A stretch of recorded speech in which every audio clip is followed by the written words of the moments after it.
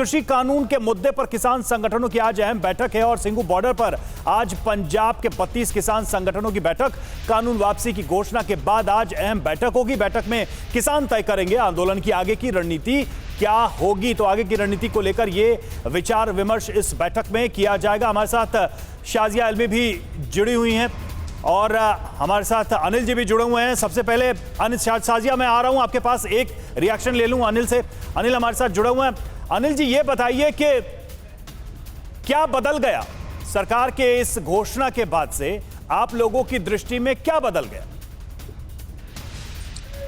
देखिए, सरकार की इस घोषणा के बाद उतना बदला है कि जो सरकार और किसान के बीच में कोई लड़ाई नहीं होनी चाहिए थी। एक लंबे समय से लड़ाई चली आ रही थी कि किसान को लागत मूल्य का लाभकारी मूल्य मिलना चाहिए।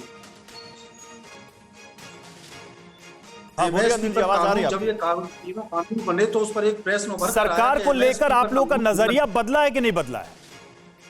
देखिए, नजरिया नहीं बदला है। उन्होंने तीनों कानून को वापस लिया है बहुत लंबे समय के बाद, जहां पर 700-750 किसानों ने अपने प्राणों की आहुति दी है।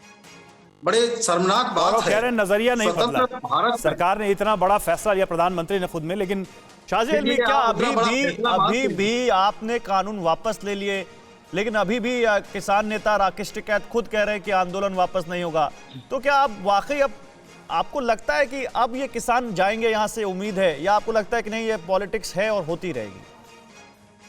नहीं, वो तो सबको साफ दिख रहा है और मुझे लगता है कि ये खुद ही एक्सपोज हो रहे हैं, क्योंकि और प्रधानमंत्री ने बहुत साफ शब्दों में कहा है कि मैं एक तरह से माफ़ी मांग रहा हूँ, मैं क्षमा मांग रहा हूँ कि जो हम अच्छा करना चाह रहे थे इन कानूनों के ज़रिए वो हम नहीं कर पाए हैं, या उसमें मुझे सफलता प्राप्त नहीं हो पाई कि जिस तरह से हम इसको कन्वे करना चाह रहे थे।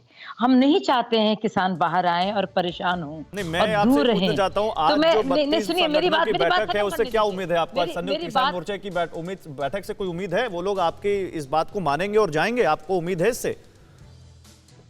नहीं, मैं तो चाहती हूँ कि राकेश टिकैत जैसे लोग जो सिर्फ सियासी कारणों की वजह से कर रहे हैं वो एक्सपोज हों। जो लोग नहीं जाएंगे तो उनका तो एजेंडा एक्सपोज हो जाएगा, तो वो उनका असली रूप सामने आ जाएगा। तो और देखिए, प्रधानमंत्री का संवाद लोगों के साथ होता है, तो और वो संवाद उन्होंने कर दिया है, तो लोगों को हकीकत भी पता है कि इनका एजेंडा क्या है और कितना सियासी है और कितना रियल है, वास्तविक कितना है। तो किसानों के हक में जिन्होंने किया है ताकि किसानों को दिक्कतें ना हो, उन्होंने साफ जाहिर कर दिया है। पूरा देश कर रहा था। मुझे लगता है एक तरह से कुछ लोग अगर नहीं जाएंगे, अगर एकाध संगठन, तो अच्छी बात है क्योंकि वही एक्सपोज होंगे। मुझे लगता है शाजिया आप भी उम्मीद कर रही थी कि प्रधानमंत्री जब इसको घोषणा करेंगे तो शायद राकेश टिकैत और किसान संघर्ष मोर्चे की तरफ से वापसी का ऐलान होगा, लेकिन ऐसा हुआ नहीं। सुरेंद्र जी हमारे साथ जुड़े हुए हैं, कांग्रेस प्रवक्ता सुरेंद्र सिंह राजपूत। सुरेंद्र जी, राजनीति की बात कही जा रही है, ठीक है, सरकार ने यह फैसला ले लिया, कांग्रेस के अपने आरोप हैं, प्रियंका गांधी को भी हम सुन रहे थे, लेकिन ये जो एक टकराव की स्थिति बनी हुई थी उसमें एक पहल होती है, उस पहल का जवाब क्या है? उस पहल का कैसे स्वागत किया जा रहा है? इस टकराव को, इस एस्केलेशन को, इस टेंशन को कम करने के लिए या फिर बढ़ाने के लिए अभी भी तेल डालने की कोशिश हो रही है आग में?